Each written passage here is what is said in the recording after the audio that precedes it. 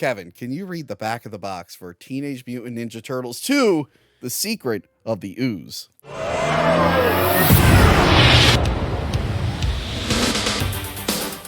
This is a pretty fun movie, by the way. I do have to say that. Those heroes in a half shell are back in an all-new movie adventure.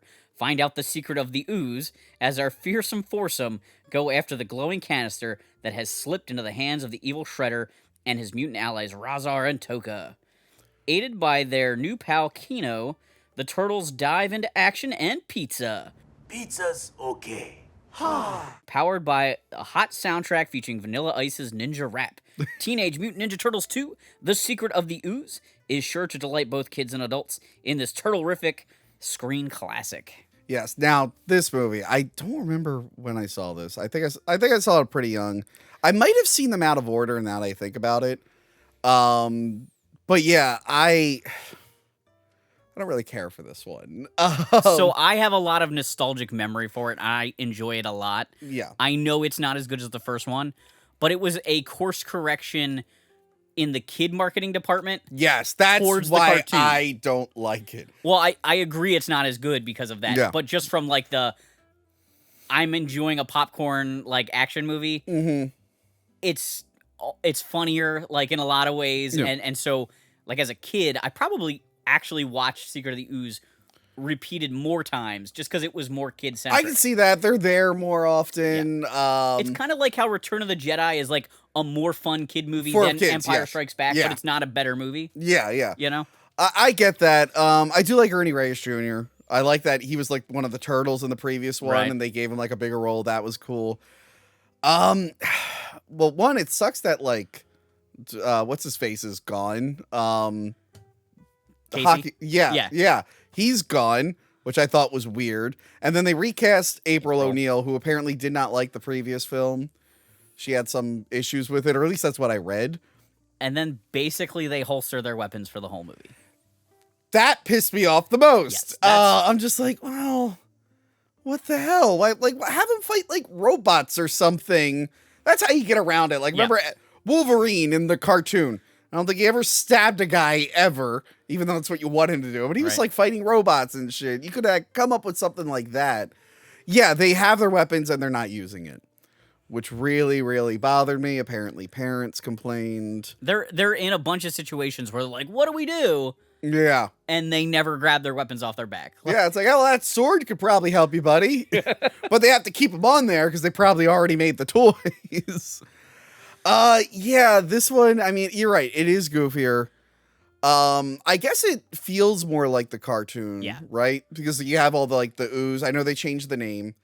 But you have ooze and you have other mutants. Now, I know they were made for the movie. Right. What is the deal with Toka and Razor? I don't know whether they didn't want to use characters if, like, New Line didn't want to have more characters that weren't owned by Eastman and Laird, like if there was additional royalties there. Yeah. Or they just felt like expanding the brand was a good idea. But it's not, I don't think it's what fans wanted at the time. Like, I think kids were really disappointed to not get to see Bebop and Rocksteady. Yeah, I get that. I get that. Now, keep in mind, I'm a kid who's not super into the Turtles lore. So I'm like, I knew that there were mutants.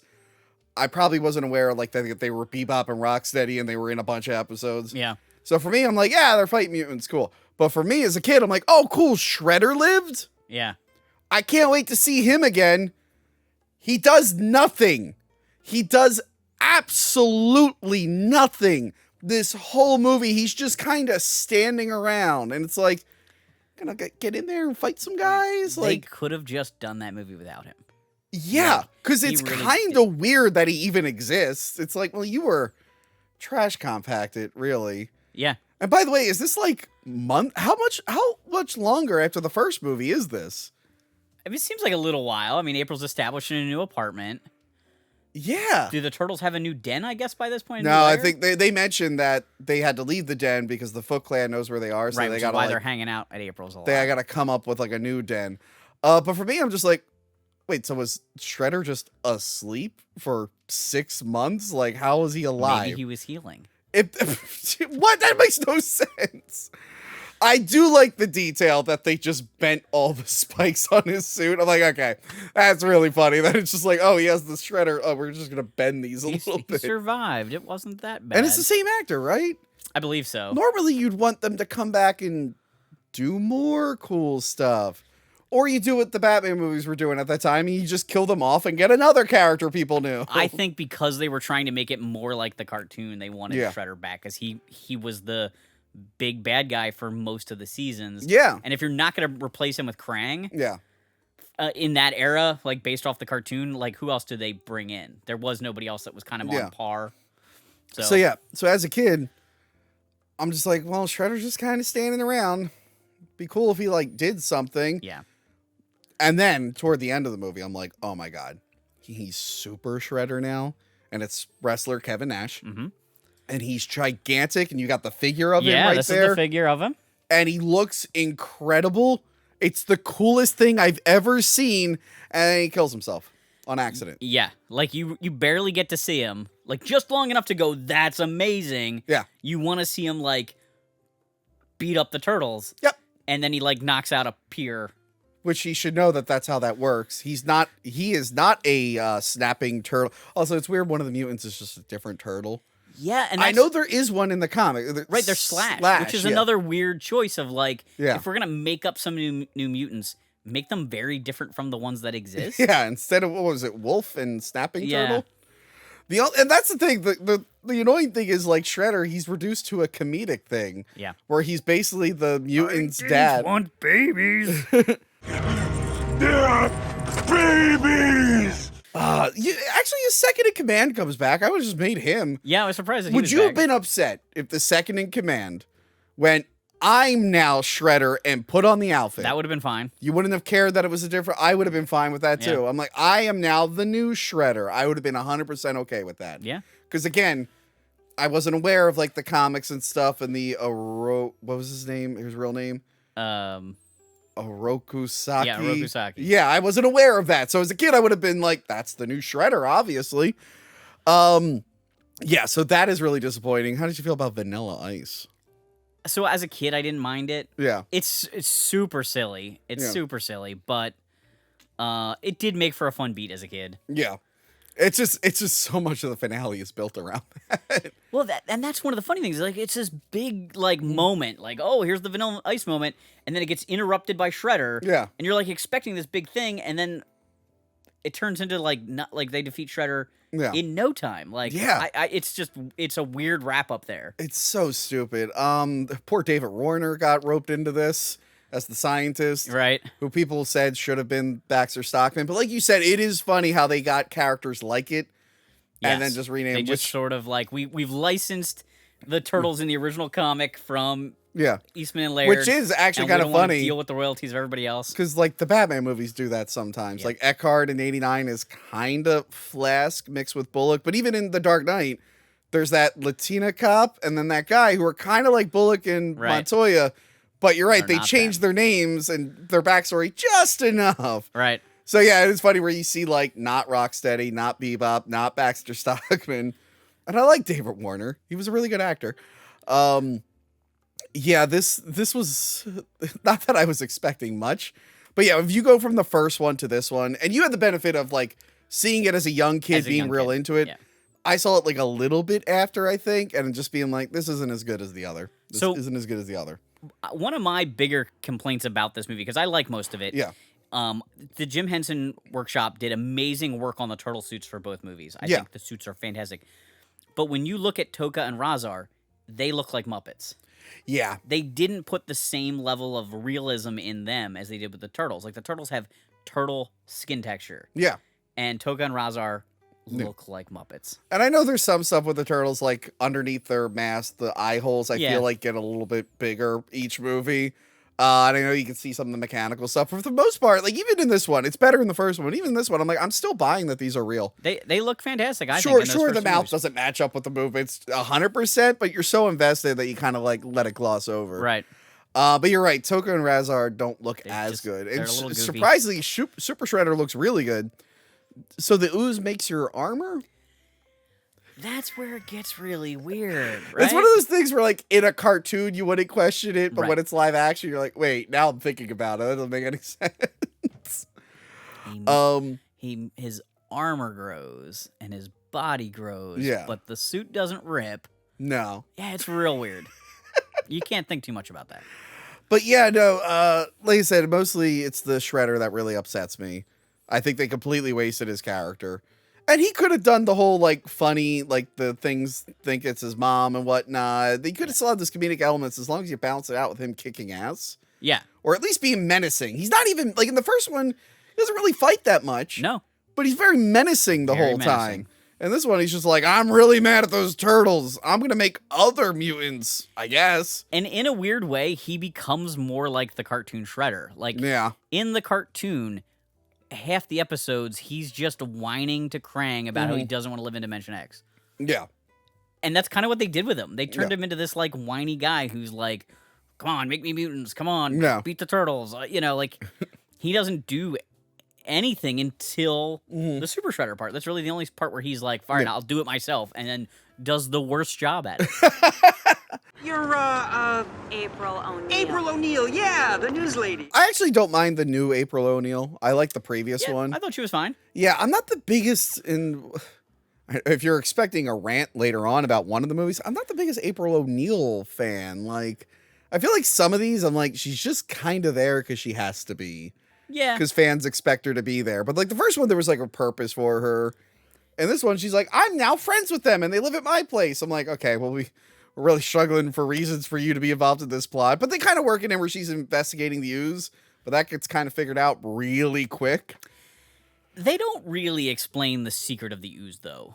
Like, they explain where the ooze comes from. Yes, and what it does. And but what like, it does. why was it sort made? of. Why was it made? Yeah. What was the, like, how were they going to profit from it? I mean, Is there more? was there... That's a good question. Is there more? Well, I think there was something about the number of canisters, because they're looking through a computer at one point. Okay. And I think there's something about, like, destroyed or like, there is some moment there that makes you think that, like, this canister they're fighting over is really important. Yeah, here's a quick question. Yes.